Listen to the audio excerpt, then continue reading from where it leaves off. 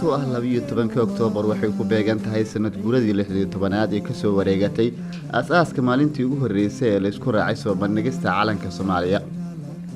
xuska 12 Oktoobar waa maalin qaran oo ku weyn qulubta shacabka Soomaaliyeed isla markaana ka turjumaysa dadaalkii loo soo maray lahaanshaha calanka Soomaaliya oo ku yimid rabitaan dad muddo ku hoos noolaa gumeysta shisheeye.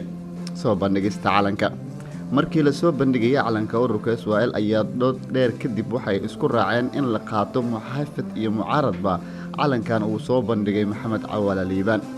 Cabduqaadir Cali Boolay oo kamid ahaa halgamayaashii Israa'iil ayaa yiri waxaan nasiib u yeeshay inaan goobjoog waa xilligaas oo la soo bandhigay calanka xarunta xisbiga Israa'iil.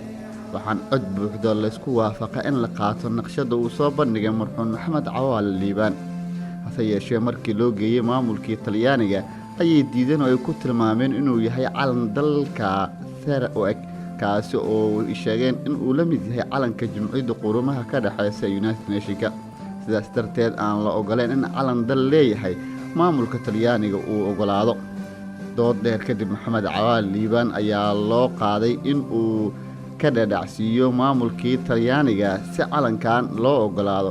waxa uu sheegay in calanka dalka ay ku tilmaameen Republic of Congo in uu san u ekeen calanka Jamhuuriyadda Federaalka ee Soomaaliya. balse Maxamed Cawaale Liibaan wuxuu Talyaanigu u sheegay in labada dal calankooda isku mid ahayn sababtoo ah calanka dalkaas waxa uu ku sheegay in xiddigta dhexda uu ku leeyahay uu yahay mid dahabi ama hurud ah. sidaa darteed dood dheer kadib iyo wadatashi fara badan maamulkii Talyaaniga ee xilligaas ay maamulayay koonfurta Soomaaliya wuxuu ogolaaday in la qaato calanka buluug ee xiddigta cad dhexda ku leh. halgan dheer kadib ummadda Soomaaliyeed waxay ku guuleysatay suurtagalnimada inay yeelato calan qurux badan kaasi oo ka turjumayo jiritaanka iyo himilada ummadda taasi oo Soomaaliya ay ku midowdo. maanta oo ku beegan 12 Oktoobar waxa laga joogaa 67 sano taasi oo muujinaysa in calanka juhdi dheer laga bixiyay. halgankii dheeraa ee xisbiga Israa'iil ayaa u muuqday in uu muujinayay awoodda uu leeyahay calanka.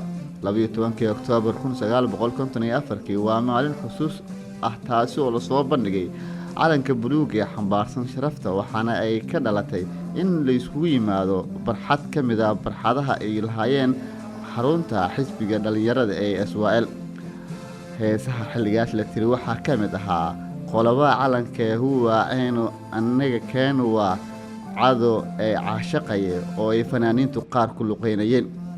26 Juun 1960 waa markii ugu horeysay calanka kifaaxa dheer loo soo maray laga taago fagaaraha xurriyadda ee magaalada Hargeysa kadib markii gobolada waqooyi ay ka xoroobeen gumeystii Ingiriiska. 4 maalin kadib 1 Luulyo 1960 waxaa ka xoroobay gumeystii Talyaaniga koonfurta dalka isla markaana waxaa israacay labada gobol ee waqooyi iyo koonfur waxaana halkaas ka dhashay Jamhuuriyadda Soomaaliya.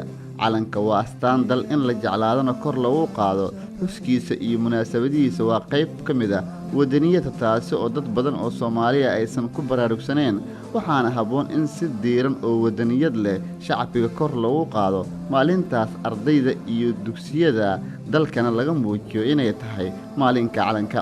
waxaa kale oo lagu ballamay in calanka la baro ardayda iskuulada iyo waliba dadka aanan waxba ka aqoonin calanka juhdiga weyn loo soo maray.